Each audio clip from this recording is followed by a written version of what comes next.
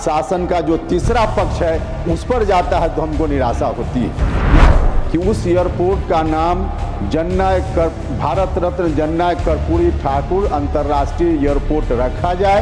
चाय बेचने वाला अपने बचपन में किस तरह से वहां से चलकर भारत का प्रधानमंत्री बन जाता है, यह व्यवस्थापिका में तो है महोदय। दलितों के लिए जगह नहीं हो पाती, अनुसूचित जाति के लिए जगह नहीं हो पाती है, वहाँ अति पिछड़ा के लिए जगह नहीं हो पाती है, वहाँ महिलाओं के लिए भी जगह नहीं हो पाती है। आरएलएम के राज्यसभा सांसद उपेंद्र कुशवाहा ने कल संसद में केंद्र सरकार से बड़ी मांग की है। उन्होंने कहा है कॉलेजियम सिस्टम को खत्म कर दिया जाए, क्योंकि इस वजह से जो आम लोग हैं वो जज नहीं बन पाते हैं, न्यायपालिका में शामिल नहीं हो पाते हैं।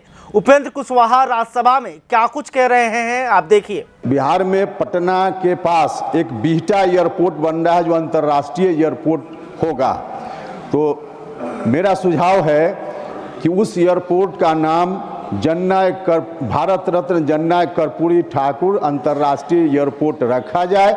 यह हम भारत की सरकार से सुझाव देना चाहते हैं। महोदय,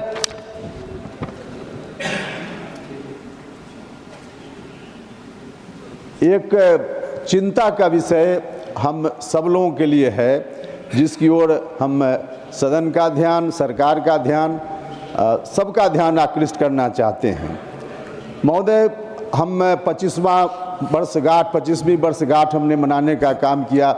संविधान की यात्रा पूरी हुई है उस रूप में, और संविधान का 75 वर्ष जब हमने मनाने का काम किया है, उस परिस्थिति में महोदय संविधान की कुछ व्यवस्था ऐसी है जिस व्यवस्था के कारण कहीं ना कहीं थोड़ी परेशानी हम लोग महसूस करते हैं।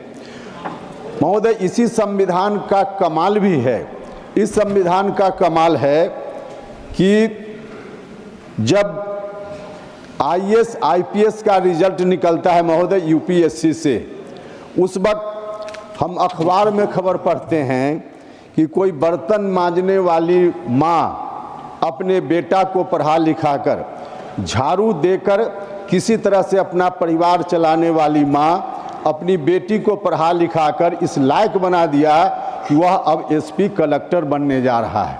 यह तो हम देखते हैं एग्जीक्यूटिव में इस तरह से रिप्रेजेंटेशन हो रहा है महोदय। हमने यह भी देखा है कि समुद्र किनारे एक साधारण परिवार में जन्म लेकर अपने परिवार का किशोरावस्था में अखबार बेचकर सहयोग करने वाला एक बच्चा, महोदय थोड़ा पूरा करने दीजिए इसको महोदय, आप वाक्य पूरा कर लें। पूरा उस तरह की परिस्थिति से आया हुआ एक बालक बाद में बड़ा होकर भारत का राष्ट्रपति बनता है, दुनिया का सबसे बड़ा वैज्ञानिक बनता है। यह स्थिति तो व्यवस्थापिका में है महोदय। चाय बेचने वाला अपने बचपन में किस तरह से वहां से चलकर भारत का प्रधानमंत्री बन जाता है, यह व्यवस्थापिका में तो है महोदय, कार्यपालिका में तो है महोदय।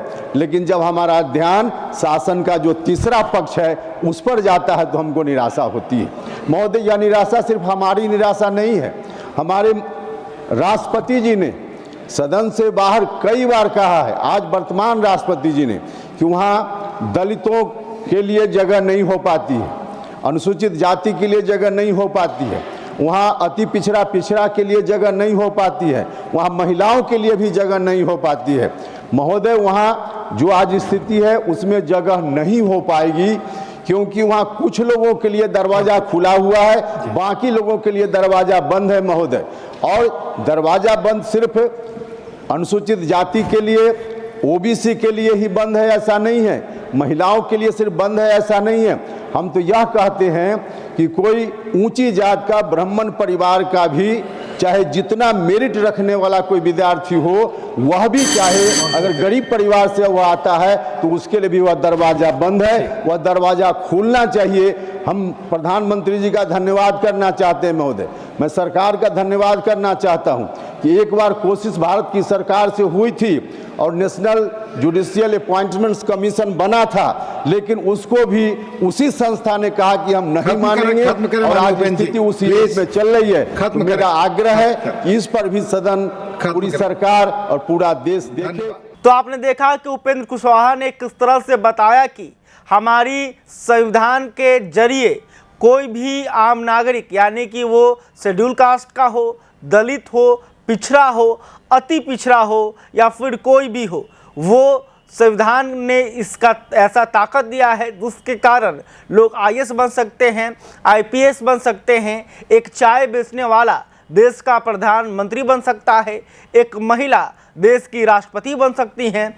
लेकिन कोई पढ़ा लिखा वो किसी भी वर्ग का हो, अगर वो चाहे तो जज या न्यायपालिका में नहीं शामिल हो सकता है। इसलिए इसकी ज़रूरत है और इससे पहले भी केंद्र सरकार ने यह कोशिश की है, तो उन्होंने आग्रह किया है कि एक बार फिर से केंद्र सरकार इस पर विचार करे और इस सिस्टम को ख़त्म कर दिया जाए, यानी कि एक ऐसी परीक्षा व्यवस्था बनाई जाए जिस परीक्षा को लोग पास करके जज बन सके। खैर, अभी तक आपने हमारे चैनल को सब्सक्राइब नहीं किया, तुरंत कर लें। इस खबर को लेकर आप क्या सोचते हैं कमेंट करके बता सकते हैं। वीडियो फेसबुक पर देख रहे हैं तो हमारे पेज को भी लाइक कर लें। बहुत बहुत धन्यवाद।